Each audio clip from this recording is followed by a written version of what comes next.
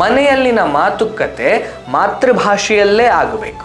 ಮಾತುಕತೆಯಲ್ಲಿ ಅನ್ಯ ಭಾಷೆಯ ಉಪಯೋಗ, ಪರನಿಂದನೆ, ಟೀಕೆಗಳು ಇರದೆ ಸಭ್ಯತೆಯಿಂದ ಮಾತನಾಡಬೇಕು. ಧರಿಸುವ ಬಟ್ಟೆಗಳು ಸರಳವಾಗಿರಬೇಕು, ಶುಭ್ರವಾಗಿರಬೇಕು, ಸಭ್ಯವಾಗಿರಬೇಕು ಮತ್ತು ಮೈ ಮುಚ್ಚುವ ಹಾಗಿರಬೇಕು.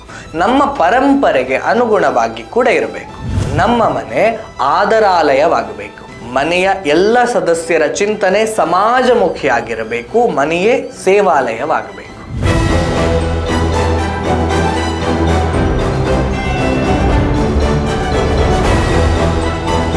ಸ್ನೇಹಿತರೆ, ರಾಷ್ಟ್ರೀಯ ಸ್ವಯಂ ಸೇವಕ ಸಂಘದ ಮಾನ್ಯ ಸರಸಂಘ ಚಾಲಕರಾದ ಮೋಹನ್ ಭಾಗವತ್ ಅವರು ತಮ್ಮ ಭಾಷಣಗಳಲ್ಲಿ, ಬೌದ್ಧಿಕಗಳಲ್ಲಿ ಕೌಟುಂಬಿಕ ಮೌಲ್ಯಗಳ ಬಗ್ಗೆ ಹೇಳೋದನ್ನ ನಾವೆಲ್ಲರೂ ಕೂಡ ಕೇಳಿರ್ತೇವೆ.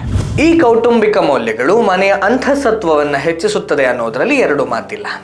ನಮ್ಮ ಮನೆಯನ್ನ ಭಕ್ತಿಮಯ, ಶಕ್ತಿಮಯ ಹಾಗೂ ಆನಂದಮಯಗೊಳಿಸಲಿಕ್ಕೆ ಮತ್ತು ಕುಟುಂಬದ ಮೌಲ್ಯಗಳ ಅನುಷ್ಠಾನಕ್ಕಾಗಿ 6 ಅಂಶಗಳನ್ನು ಸಂಘದ ಗತಿವಿಧಿಯಾಗಿರುವಂತಹ ಕುಟುಂಬ ಪ್ರಬೋಧನ ನಮ್ಮ ಮುಂದಿರಿಸಿದೆ.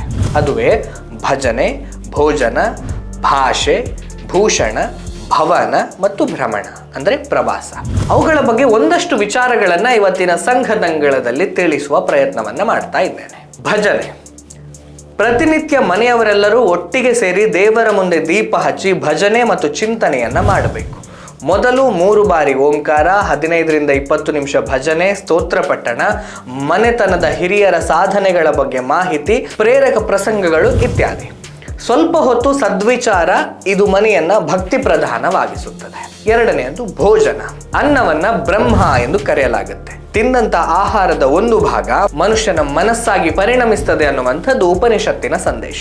ಆಹಾರದ ತಯಾರಿಕೆ, ಬಡಿಸುವುದು, ಸ್ವೀಕರಿಸುವ ರೀತಿ ಮತ್ತು ಮನಸ್ಥಿತಿಯ ವ್ಯಕ್ತಿತ್ವವನ್ನು ರೂಪಿಸುವಲ್ಲಿ ಪ್ರಭಾವ ಬೀರುತ್ತದೆ. ತಿನ್ನುವ ವಸ್ತುಗಳ ಜೊತೆಗೆ ಭಾವನೆ, ಶ್ರದ್ಧೆ ಬೆರೆತಾಗ ಅದು ಪ್ರಸಾದವಾಗಿ ಅದರ ರುಚಿ, ಶಕ್ತಿ ಎರಡೂ ಹೆಚ್ಚಾಗುತ್ತದೆ. ಮನೆಯಲ್ಲೇ ಊಟದ ತಯಾರಿ, ಎಲ್ಲರೂ ಒಟ್ಟಿಗೆ ಕುಳಿತು ಊಟ ಮಾಡುವುದು, ಗೃಹಿಣಿ ಪ್ರೀತಿಯಿಂದ ಬಡಿಸುವಂಥದ್ದು, ಇವುಗಳಿಂದ ಉತ್ತಮ ರೀತಿಯ ಪರಿಣಾಮಗಳು ಉಂಟಾಗುತ್ತದೆ ಅನ್ನುವುದನ್ನು ಅದರಲ್ಲಿ ಹೇಳಲಾಗುತ್ತೆ. ಮೂರನೆಯದ್ದು ಭಾಷೆ. ಮನೆಯಲ್ಲಿನ ಮಾತುಕತೆ ಮಾತೃಭಾಷೆಯಲ್ಲೇ ಆಗಬೇಕು.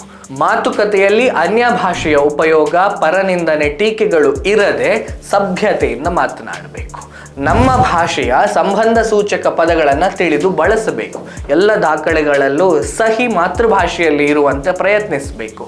ನಮ್ಮ ಮಾತೃಭಾಷೆಯಲ್ಲಿ ಮಾಡುವ ಸಂವಹನ ಭಾಷೆಯ ಜೊತೆಗೆ ನಮ್ಮ ಸಂಸ್ಕೃತಿ, ಭಾವನೆಗಳನ್ನು ವ್ಯಕ್ತಪಡಿಸ್ತದೆ ಅನ್ನುವಂಥದ್ದು ನಮಗೆ ಗೊತ್ತಿರಬೇಕು.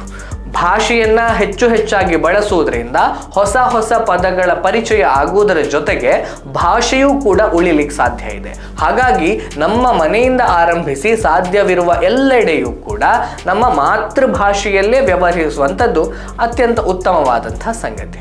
ಭೂಷಣ. ಧರಿಸುವ ಬಟ್ಟೆಗಳು ಸರಳವಾಗಿರಬೇಕು, ಶುಭ್ರವಾಗಿರಬೇಕು, ಸಭ್ಯವಾಗಿರಬೇಕು ಮತ್ತು ಮೈ ಮುಚ್ಚುವ ಹಾಗಿರಬೇಕು.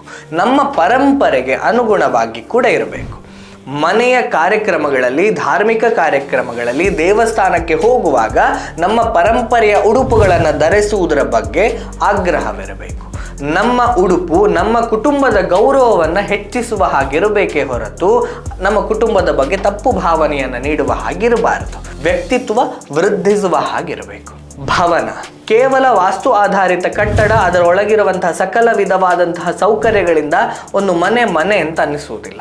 ಅಲ್ಲಿ ವಾಸಿಸುವಂತಹ ವ್ಯಕ್ತಿಗಳ ವ್ಯವಹಾರ, ನಡವಳಿಕೆ, ಸಂವೇದನೆ, ರೀತಿ ನೀತಿಗಳು, ಸಂಸ್ಕೃತಿಯ ಬದ್ಧತೆ ಇವುಗಳು ಮನೆಯ ಮಹತ್ವದ ಸಂಗತಿಗಳು. ಮನೆಯೇ ಮಂತ್ರಾಲಯ ಅಂತ ಹೇಳ್ತಾರೆ. ಮನೆಯಲ್ಲಿ ಒಪ್ಪ, ಓರಣ, ಮನೆಯ ಮುಂದೆ ತುಳಸಿ, ರಂಗೋಲಿ, ತೋರಣ, ದೇವರ ಕೋಣೆ, ಧ್ಯಾನ, ಜಪ, ಪ್ರಾರ್ಥನೆ, ನಿತ್ಯ ಪೂಜೆ, ಭಜನೆ, ಹಾಡು, ಉತ್ತಮ ಪುಸ್ತಕಗಳ ಸಂಗ್ರಹ, ಅಧ್ಯಯನ, ಪ್ರೇರಣಾದಾಯಿ ಮಹಾಪುರುಷರ ಭಾವಚಿತ್ರಗಳು ಇತ್ಯಾದಿಗಳಿಂದ ಮನೆಯನ್ನೇ ದೇವಾಲಯವಾಗಿ ನಾವು ಪರಿವರ್ತಿಸುವ ಸಾಧ್ಯತೆಗಳಿರ್ತವೆ. ಮನೆಯ ಮೊದಲ ಪಾಠಶಾಲೆ, ಜನನಿ ತಾನೇ ಮೊದಲ ಗುರು ಅನ್ನುವಂತಹ ಕವಿವಾಣಿಯ ಹಾಗೆ ಮನೆಯಲ್ಲಿನ ಕಿರಿಯರಿಗೆ ಸಹಜವಾಗಿ ಸಂಸ್ಕಾರ ಸಿಗುವಂತೆ ಹಿರಿಯರ ಮೇಲ್ಪಂಕ್ತಿ ಇರಬೇಕು. ಮಕ್ಕಳ ಬುದ್ಧಿ, ಭಾವನೆ, ಭಾಷೆಗಳ ವಿಕಾಸಕ್ಕೆ ಹಿರಿಯರು ವಿಶೇಷ ಗಮನವನ್ನು ವಹಿಸುವಂತಾಗಬೇಕು. ಮನೆಯೇ ವಿದ್ಯಾಲಯವಾಗಲಿ. ಅತಿಥಿ ದೇವೋಭವ ಅನ್ನುವ ಮೌಲ್ಯಕ್ಕನುಗುಣವಾಗಿ ಮನೆಗೆ ಬಂದಂತಹ ಅತಿಥಿ ಅಭ್ಯಾಗತರಿಗೆ ಆದರ ಆತಿಥ್ಯ ನೀಡುವಂತಹ ತಾಣ ನಮ್ಮ ಮನೆಯಾಗಲಿ. ನಮ್ಮ ಮನೆ ಆದರಾಲಯವಾಗಬೇಕು. ಮನೆಯ ಎಲ್ಲ ಸದಸ್ಯರ ಚಿಂತನೆ ಸಮಾಜಮುಖಿಯಾಗಿರಬೇಕು. ಮನೆಯೇ ಸೇವಾಲಯವಾಗಬೇಕು. ಭ್ರಮಣ ಅಂದರೆ ಪ್ರವಾಸ.